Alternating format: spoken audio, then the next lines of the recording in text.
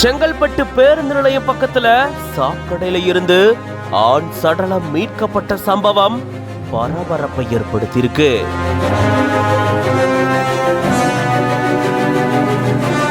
எப்பவும் பரபரப்பா இருக்கும் இந்த சாலையில ஒருத்தர் கூடவா இவரை கண்டுகொள்ளல.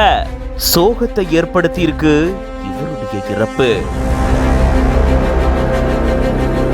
செங்கல்பட்டு புதிய பேருந்து நிலையம் பக்கத்துல கழிவுநீர் கால்வாயில ஒரு ஆண் சடலம் இருக்கிறதா போலீசாருக்கு தகவல் கிடைச்சிருக்கு. அதை தொடர்ந்து கழிவுநீர் கால்வாயில இருந்து ஆண் சடலத்தை போலீசார் மீட்டு விசாரணை மேற்கொண்டதுல அந்த நபர் செங்கல்பட்டு அண்ணா நகர் பகுதியை சேர்ந்த 40 வயதான துரை அப்படின்றது தெரிய வந்திருக்கு.